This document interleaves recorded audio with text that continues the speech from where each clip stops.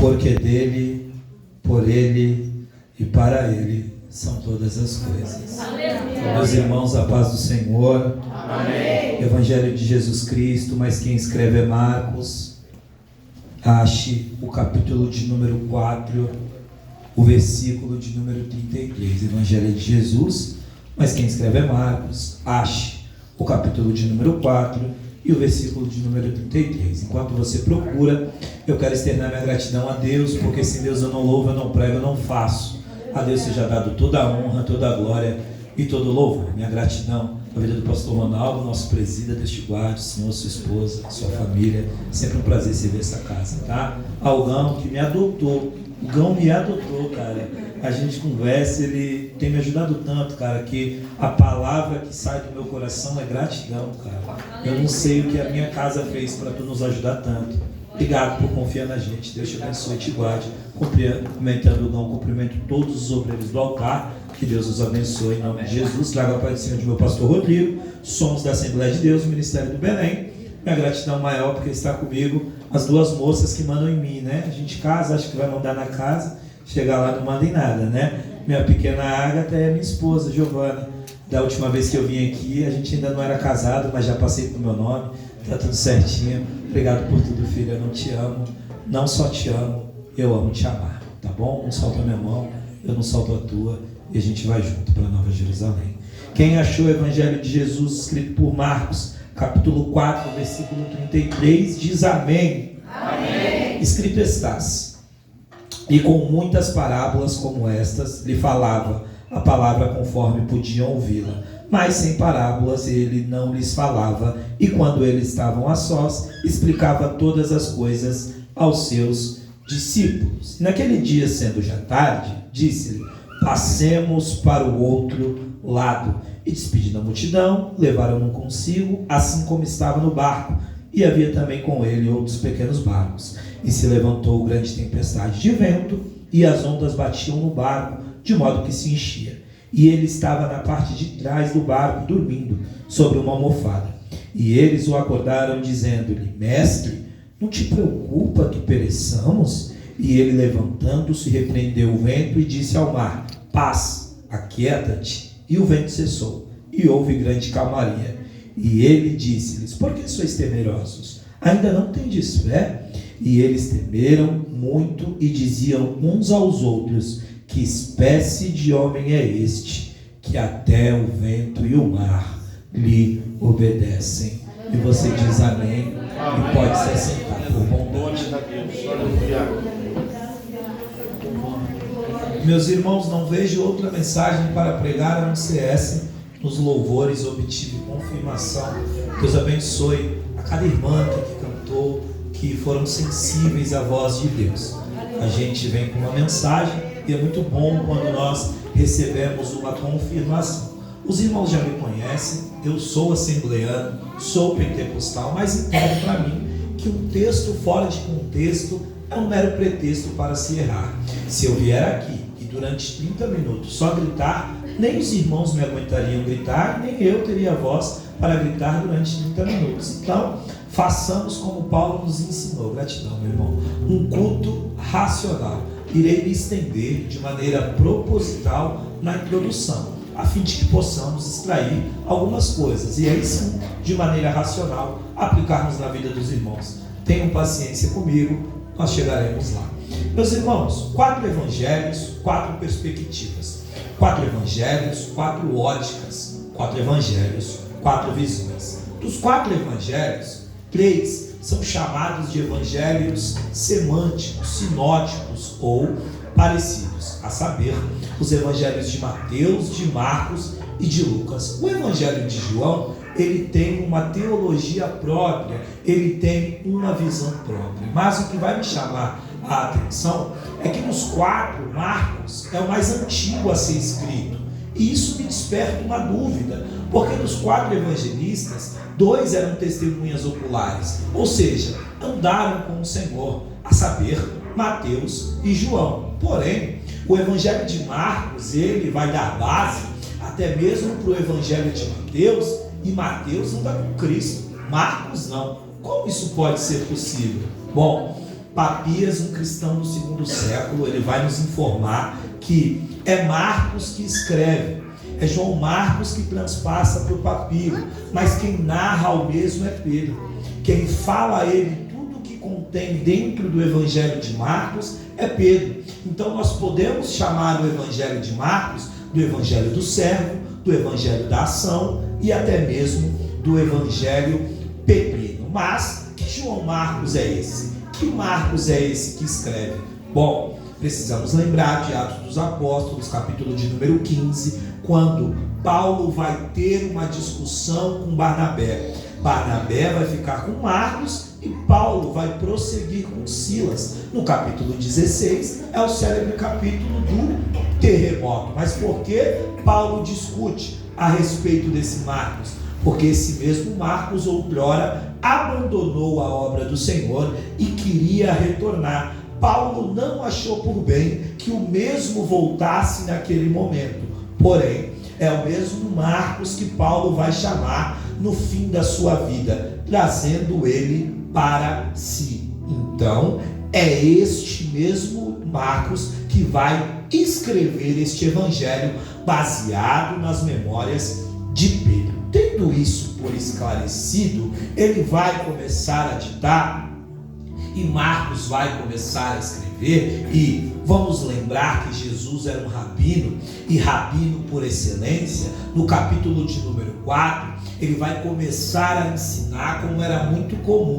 Ele começa a ensinar por intermédio de parábolas. E o que é uma parábola? A palavra original é parabalem, que significa colocar-se ao lado. É como pegar-se uma história, colocar ao lado da vida cotidiana, a fim de extrair lições da parábola que está sendo contada. Jesus vai contar a parábola da semente, e lembramos aqui que o erro não está na semente, e sim na terra a qual a semente vai cair, porque tem terra que produz e tem terra que não vai produzir, porém a semente é a mesma. Jesus, após explicar algumas parábolas, ele conta da semente, do grão de mostarda, da candeia, e parece que o mestre vai se estender um pouco no seu sermão. Após ele explicar para os discípulos tudo aquilo que ele tinha acabado de pregar, Jesus vai dar uma afirmação. Ele vai dizer: passemos para o outro lado. Porém, se pegarmos o capítulo de número 5 do Evangelho de São Marcos, entenderemos o porquê Jesus tinha que atravessar. Existia um homem do outro lado, e a Bíblia denomina o mesmo de o endemoniado gadareno. Ele mora nos sepulcros. Sepulcros não é lugar de vida, sepulcro é lugar de morte. Então entendo que toda a problemática do capítulo 4, no texto que lemos, dá-se para Jesus salvar uma única vida.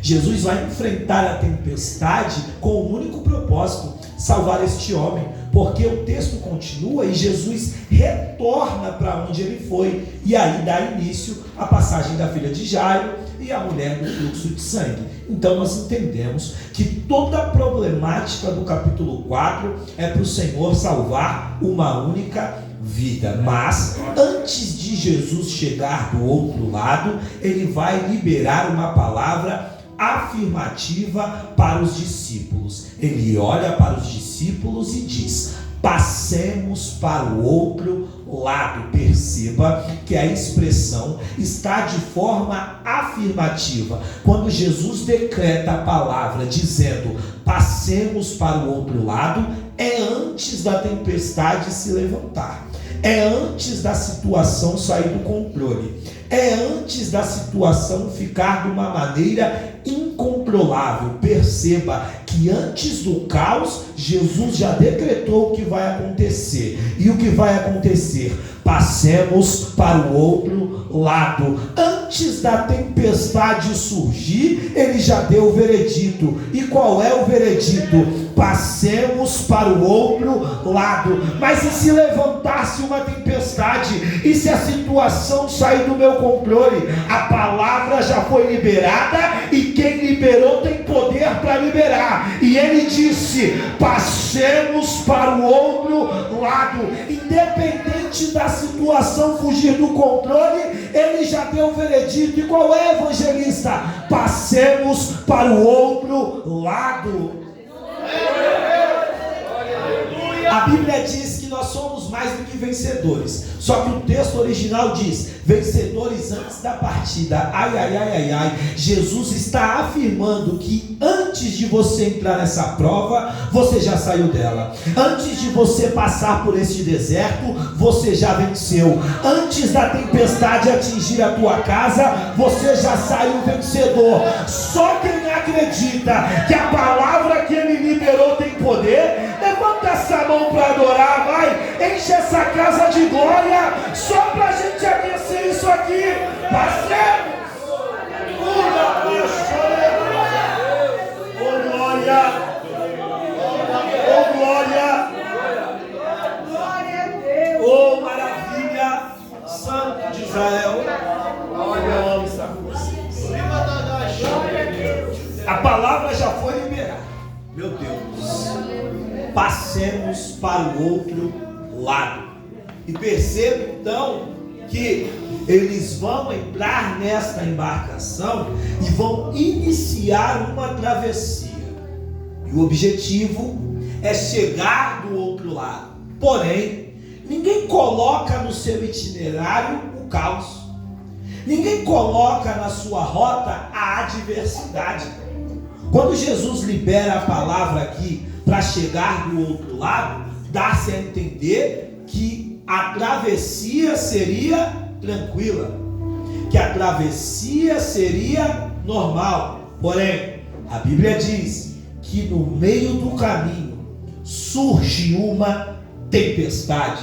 Essa é uma conjectura minha, preciso ser fiel. A Bíblia não informa que é no meio, mas dá-se a entender, e tenho para mim, pastor Ronaldo, e me dirijo ao Senhor com muito carinho e respeito, que é no meio do caminho que se levanta a tempestade. E para mim, a tempestade ela é didática e informativa. Por quê? Porque ela está me informando aonde eu já fui capaz de chegar. Cheguei no meio do caminho. Então, retroceder ou continuar, o esforço é o mesmo. Para chegar do outro lado ou para voltar, o esforço é o mesmo. A tempestade está te informando até onde você já teve força de chegar. Tu já chegou até aqui. Tu vai parar ou tu vai continuar? Tu já enfrentou tanta coisa para desistir? Tu vai parar ou tu vai continuar? Ou até onde você já chegou, vai entregar o departamento por quê? Ou até onde você já passou, vai pedir os papéis de divórcio por quê? Ou até onde você já chegou, vai entregar a sua chamada para quê? Se Deus te deu força para vir até aqui, Ele vai te dar força para chegar do outro lado. Continue!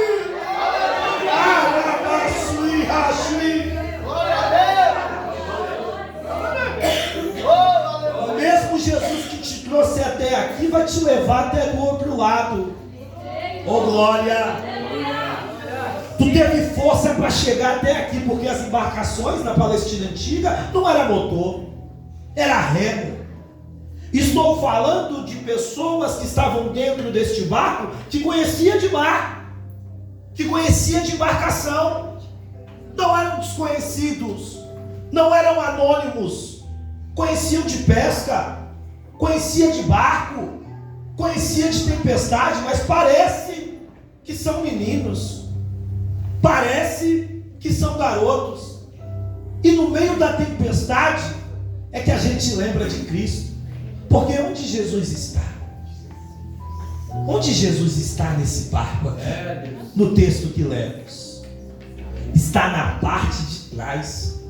Quer dizer que se eles conseguissem atravessar sem a tempestade, eles nem iam lembrar que ele estava lá. Às vezes Algumas tempestades se levantam na nossa vida para Jesus voltar para o lugar de onde ele nunca deveria ter saído. Meu Deus. Nesse barco chamado casamento, onde é que Jesus está? Nesse barco chamado vida, onde é que Jesus está? Nesse teu barco chamado empresa, onde é que Jesus está? Mas nem que ele tenha que mandar uma tempestade, ele vai voltar a ocupar o lugar de onde ele nunca deveria ter saído. Jesus tem que estar na frente do nosso barco e não na parte de trás. Será que é necessário uma tempestade? Eu sinto Deus. A gente só lembra dele nos momentos de tribulações.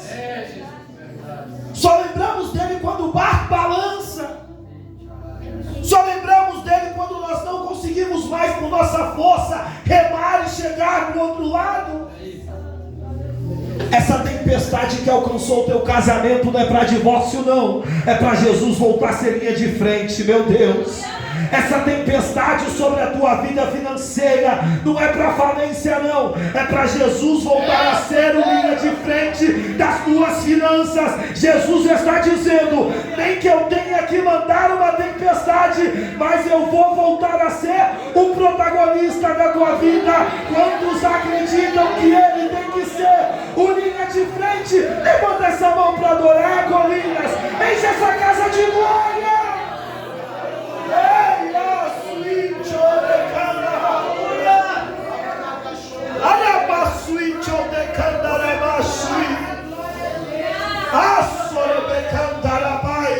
Meu Deus. Oh glória. Meu Deus do céu. Eu vou continuar a pregar. Cão, você me dá licença.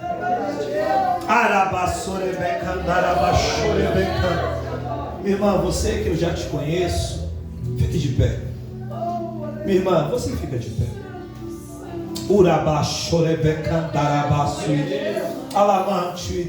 Com muito carinho e respeito, você põe a mão aqui nela, aqui, ó, no coração. Aí, ó.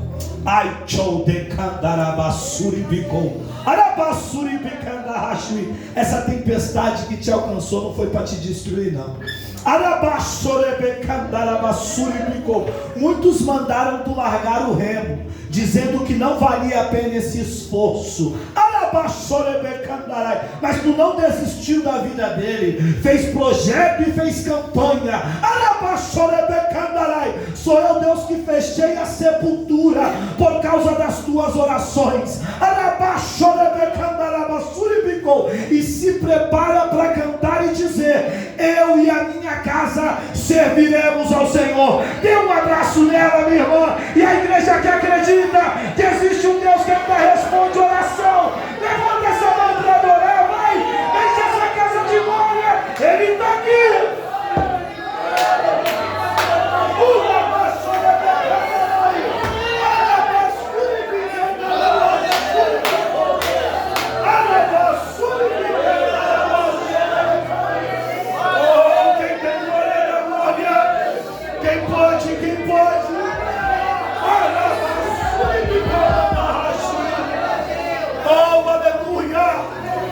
Presença forte.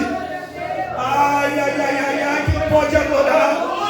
Pregador não tem patrão mesmo. Eu não vim aqui para abrir agenda. Eu vim aqui para cooperar. Se ele tomou a casa, adore a ele, vai.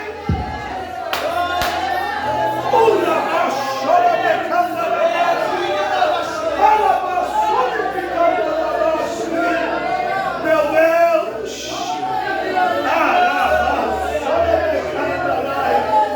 Meu Deus. Oh glória. Oh glória. Meu Deus. Aleluia. Ai, ele está na casa. Meu Deus, que presença.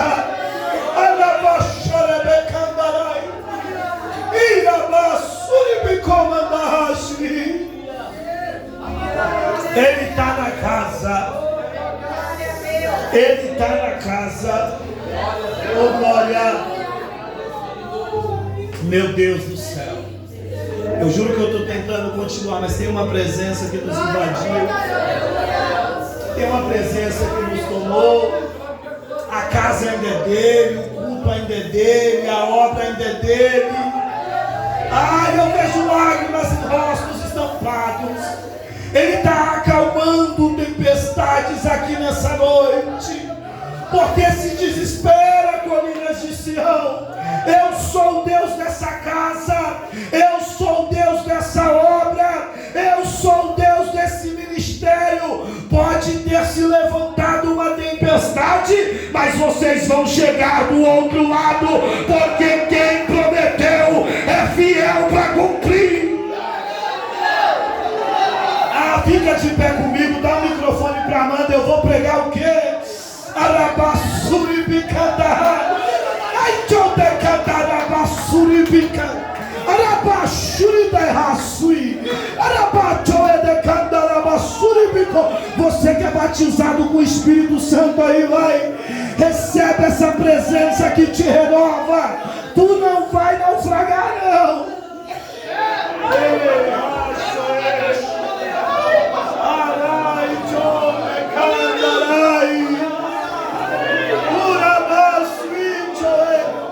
Eu amo estar com vocês. A que presença que nos envolve. Oh, glória. A Amanda vai ministrar sobre a vida de vocês e eu termino aqui. Oh, glória. Meu Deus, que delícia. Ai, que delícia de lugar. Eles dizem: quem é este que até o vento e o mar lhe obedecem? Perceba que a expressão termina com um ponto de interrogação. E segundo a língua portuguesa, um ponto de interrogação, ele só entra em voga quando alguma coisa é questionada ou quando há uma pergunta. Mas quem está aqui com eles aqui é discípulo. E discípulo conhecia Jesus.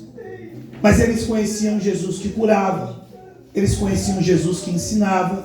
Mas eles não conheciam Jesus que acalmava a tempestade. Mão para o alto que eu vou profetizar. Essa crise não é para você se acabar, não. Essa tempestade não é para te destruir, não.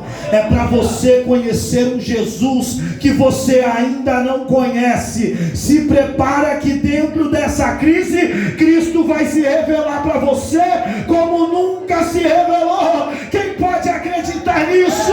Levanta essa mão para adorar, vai!